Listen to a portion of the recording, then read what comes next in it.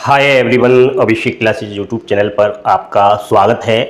GDS भर्ती की cut off कितनी जाएगी, सेकंड मेरिट टेस्ट बड़ा ही जल्दी आने वाला है।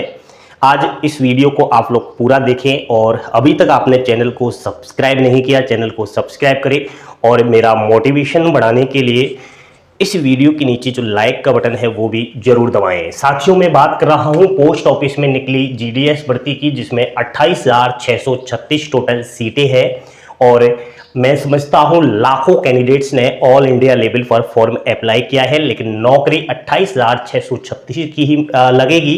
तो कौन है ये 28,636 युवा? देखो भाई, परसेंटेज बेस पर इसमें नौकरी मिलेगी। 10वीं की कितनी परसेंटेज है उसके अकॉर्डिंग सेकंड मेरिट लिस्ट आ रहा है। इससे पहले फर्स्ट मेरिट लिस्ट आया, उसमें हजारों बच्चे बाहर हुए, सीटें अभी खाली की खाली रह गई। तो उन सीटों को भरने के लिए ये सेकंड वेटिंग लिस्ट निकालनी पड़ रही है और 4 अप्रैल से 5 अप्रैल तक ये आपकी सेकंड मेरिट लिस्ट आने की पॉसिबिलिटी बन रही है। साथियों, इसमें लगभग 22,000 प्लस कैंडिडेट्स का नाम आएगा ऑल इंडिया 23 सर्किल से। जी हाँ, बार बार स्टूडेंट्स मैसेज कर रहे हैं सर सेकंड मेरिट लिस्ट आएगा, कितना कट ऑफ जाएगा, वो हमें अपना परसेंटेज भी बता रहे हैं। तो उन सब बच्चों को इस वीडियो को देखना चाहिए। मैं कट ऑफ की बात करने से पहले आप लोगों को कुछ बातें समझाना चाहूंगा, बड़े ही बारीकी से समझना, कान खोल कर सुनना, अच्छे से आंखों से देखना। देखो, जो आपकी मेरिट बनती है, यह आप लोगों ने देखा कि अलग अलग सर्किल से फॉर्म अप्लाई किया है।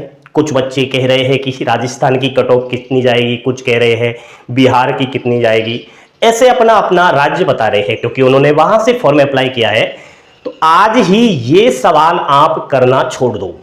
सर्किल वाइज कट ऑफ नहीं जाती, सभी सर्किल का एक सेम कट ऑफ रहता है। हिंदी लैंग्वेज वाला बात करें तो, लेकिन अदर लैंग्वेज की बात करें तो देखो, वजाय हिंदी लैंग्वेज के अदर लैंग्वेज सर्किलों की जो कट ऑफ है वह कम ही जाता है।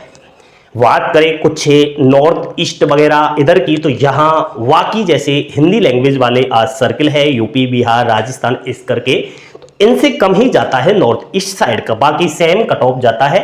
तो आप सर्किल वाइज पूछो ही मत कि राजस्थान की कितनी जाएगी, उत्तर प्रदेश की कितनी जाएगी, बिहार की कितनी जाएगी। सभी हिंदी भाषी सर्किल सेम कट ऑफ जाएगा। ठीक है, फिर कट ऑफ कहां का कम जाएगा, कैसे मेरिट लिस्ट बनेगा, जरा समझने का प्रयास करना। साथियों, आपने सर्किल से फॉर्म अप्लाई किया, उस सर्किल में किसी एक डिवीजन से फॉर्म भरा होगा, याद है आपको? कौन सा डिवीजन है जरा मुझे कमेंट करके जरूर बताने का कष्ट करें। उस डिवीजन से आपने फॉर्म अप्लाई किया है। आपके दोस्त, जैसे आपने किसी ए डिवीजन से फॉर्म अप्लाई किया है, आपके किसी दोस्त ने सी डिवीजन से फॉर्म अप्लाई किया है, किसी ने बी डिवीजन से फॉर्म अप्लाई किया है, ऐसे करके अलग अलग डिवीजन से फॉर्म अप्लाई आप लोगों ने किया है। तो डिवीजन वार अलग अलग कट ऑफ जाएगा। जैसे किसी डिवीजन का 100% चला जाएगा, किसी का 90%, किसी का 80% और किसी का तो 43% कट ऑफ जाता है। फर्स्ट लिस्ट में ये ऐसा ही हुआ था। तो वो ये डिवीजन वार ऐसा मामला है। लेकिन डिवीजन के अंदर आप लोगों को याद दिलाना चाहूंगा, जब आपने जीडीएस का फॉर्म अप्लाई किया था तो बहुत सारे पोस्ट भरे होंगे, पोस्ट प्रेफरेंस दिया होगा, दिया था ना, यानी कि आपने ऑफिस भरे हैं, ब्रांच ऑफिस आपने चॉइस किए, हेड ऑफिस आपने चॉइस किए, सब ऑफिस आपने चॉइस किए थे ना। तो आपने किस तरीके से पोस्ट प्रेफरेंस दिया है जरा मुझे कमेंट करके बताना। आपने किस पोस्ट ऑफिस को पहले लिया है, किस पोस्ट ऑफिस को बीच में लिया है और किस पोस्ट ऑफिस को लास्ट में लिया है, ये मुझे बताना। यानी कि आप अपने पोस्ट प्रेफरेंस का जो प्रिंट आउट है वो मुझे व्हाट्सएप कर देना।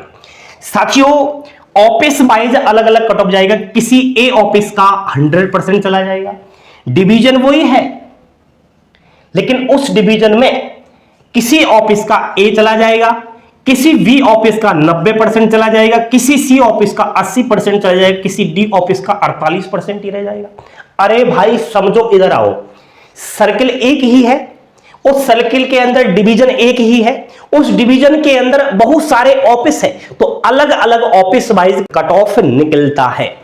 इतना ही नहीं, आपने ऑफिस के अंदर पोस्ट भरा, किसी ने सबसे पहले बीपीएम भर दिया, किसी ने एबीपीएम बीच में ले लिया, ऐसे करके भरा था ना अपने फॉर्म अप्लाई, किसी ने डाक सेवक भर दिया।